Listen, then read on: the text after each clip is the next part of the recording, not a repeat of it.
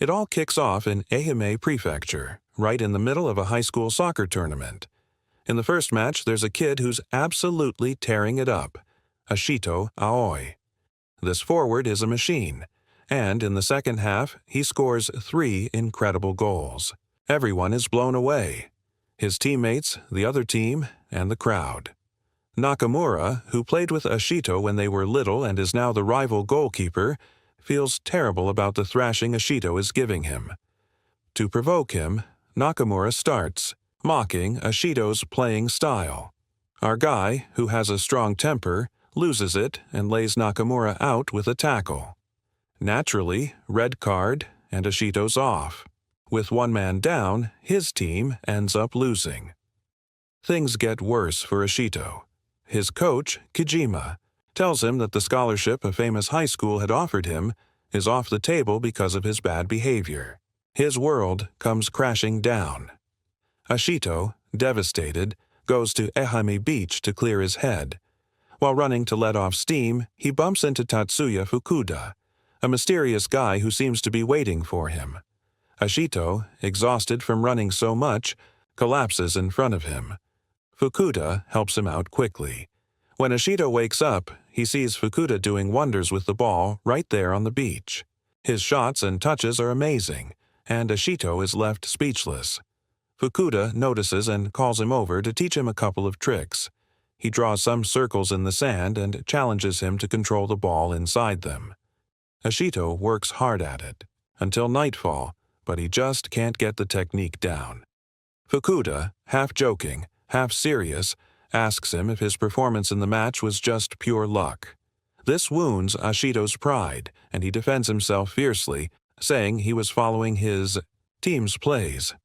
Meanwhile, at Ashito's house, things are tense. His mother, Noriko Aoi, and his older brother, Shun Aoi, are extremely worried because they haven't heard from him since the morning's match. Shun calls Ashito's friends, and soon his teammates also join the search. Just as Noriko is about to go out looking for him, Nakamura and his parents show up. They've come to apologize for the provocations that made Ashito lose his cool and get sent off. The next day, Fukuda, who slept on the beach, sees Ashito still hammering away at the technique. After a whole night of non-stop practice, he finally masters it. Fukuda is impressed with Ashito's dedication and reveals who he really is, the manager of a youth team for the famous Tokyo City Esperion Football Club. And not only that, he offers him a spot at the youth talent tryouts in Tokyo in just 10 days. Ashito is over the moon and rushes home to tell everyone. But there's a problem. His family doesn't have the money to pay for the trip and his stay in Tokyo. Days later, Shun tells Ashito the truth about Fukuda. He's not just anybody, but a Japanese soccer legend who played in Spain and now coaches Esperions, future stars. With complete faith in his little brother, Shun gives him money and tells him to go to Tokyo to fulfill his dream of becoming a professional soccer player. Fukuda's promise to turn him into a world-class player motivates Ashito even more. A few days later, Ashito arrives at the Tokyo City Esperion facilities. The place is mind-blowing, modern, and huge. While snooping around, he accidentally bumps into Hana, who turns out to be Fukuda's younger sister and also works at the club. Hana already knows Ashito's story from her brother and explains a bit about how the tryouts work. When Fukuda arrives, all the hopefuls are called. The first test, a match to show what they're made of. Ashito is put on the white team, with other lesser-known kids like Eisaku Otomo and another forward. The red team, however, is packed with stars, led by Soichiro Tachibana, the star of the last Kanto tournament. Otomo gets a bit scared seeing the high level of the opposition, but Ashito loves the challenge. The whistle blows, and the red team starts dominating. Tachibana scores an early goal, and the white team is a mess. From the sidelines, the coaches don't see anything special in Ashito. He realizes his team is playing without any order or plan. To change things, he comes up with an idea: to hold on to the ball in his own defense. Some coaches think he's not doing anything useful, and one even crosses him off the list. But Fukuda keeps watching him, expecting something. And Ashito had. It a plan. By drawing in the rival defenders, he creates space for his teammates. With a perfect pass, he sets up a teammate who scores a goal right at the end of the match. After this first test, the coaches meet. Ashito's future is up in the air. Many aren't convinced, but Fukuda defends him, saying they need a midfielder with Ashito's vision. Meanwhile, those who passed are resting and eating. Ashito, unlike the others who are extremely nervous, eats everything calmly. The tension is so thick you could cut it with a knife when they return to the field to hear who's moving on. They call out 11 names, and among them are Otomo, Ashito, and the kid who scored the goal. Ashito is overjoyed and calls Shun to tell him. The second phase is different. Those who passed will play as a team. Ashito, like a leader, starts talking to the others to build camaraderie. His good vibe works, and soon they're all chatting and sharing their stories. The coaches notice there's more to it than just a simple chat.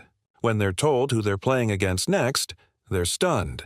The Tokyo City Esperion youth team. Some lose their confidence, but Ashito remains just as motivated, if not more so. His attitude infects the rest. Ashito's confidence doesn't sit well with Nagisa Akutsu, an Esperion youth player watching from the sidelines. He thinks Ashito is cocky, especially when he says they can beat the main team. Akutsu asks to play. The match begins, and the Esperion youth team, as if they're taking it easy, loosens up on defense, letting Ashito's team attack. But even so, Esperion's defense is a wall, and the first half ends scoreless for the hopefuls. At halftime, it's clear the Esperion players have a strategy for the second half. And boy, do they ever. When play resumes, the Esperion youth team plays spectacular soccer. They defend brilliantly and move the ball with a precision that disarms Ashito's team time and again, letting their forwards break through Laribin. In one Esperion attack, Ashito, fed up with his team doing nothing, dives to intercept a ball and gets injured. When he returns to the field, Akutsu laughs at him and his teammates. But instead of crushing Ashito, this makes him angrier. The taunts between them are constant. Akutsu tries to hurt him, but Ashito doesn't back down. Things get so tense that Fukuda intervenes and drops a bombshell. The Esperion players aren't playing in their usual positions. This shatters the hopefuls' morale. Winning seems impossible. But Ashito remembers everything his mother and brother have done for him, and he gets fired up. A free kick for Ashito's team, due to a foul by Esperion, gives them one last chance. Otomo takes the shot, Akutsu saves it, but Ashito, quicker than anyone, gets the rebound, makes a run drawing the defense, and passes it to Tachibana. Tachibana crosses to Otomo, who gets ready to shoot. Akutsu seems to read it again, but Ashito, reading the play like a genius, intercepts the second rebound and, this time, goal. Fukuda, from the sidelines, smiles watching the play, and Ashito's instinct. When it's all over, the interviews begin. The coaches ask him about the goal-scoring play. Ashito can't explain it very well in technical terms, but says it was pure instinct.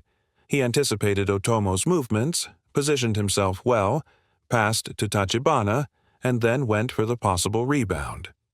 Before leaving, Ashito thanks Fukuda for the opportunity and says that no matter what happens, he'll keep fighting to become a professional. Back in Ehime, Ashito tells his friends everything. They're green with envy but also admire him, especially when he shows them a letter from Hana with a personalized meal plan. The joy is complete when Noriko, his mother, finds him on the beach and gives him the official letter from Tokyo City. Esperion, he's been chosen. But the celebration has a bittersweet note. Noriko struggles with the idea of her son leaving. Ashito, seeing her like this, even thinks about quitting. But the support of Hana and Shun encourages him to talk to his mother. Noriko, moved by her son's determination, gives him her blessing and lovingly packs his suitcase for Tokyo. The farewell from his friends with photos and promises is the beginning of his great journey. When he steps back into the impressive Esperion building, Ashito is full of confidence. He reunites with Tachibana and Otomo, who also pass the tryouts. That night, in the room, he meets Yuma Motoki and Junasari, teammates his age who got into Esperion through internal promotion. He learns he'll have another roommate. The facilities are amazing, designed for elite athletes. The next morning, after a group photo session, Ashito joins Tachibana and his roommate, Kohei Kurata, and other players from internal promotion. There's a noticeable difference between them and those who just arrived through tryouts. Shortly after, players and parents gather to meet the coaches. They introduce people like Nozomi Date, coach of Team B, and Takeshi Yoshitsune, goalkeeper coach. They also mention Ichijo Nagano as head coach of Team B. Fukuda, as manager of Team A, is the one in charge of everything. At the meeting, a name comes up that creates anticipation and some controversy. Keiji Togashi, Ashito's future roommate, who has a reputation for being problematic. Ashito formally introduces himself when he's given his uniform. When it's over, Fukuda announces an internal match.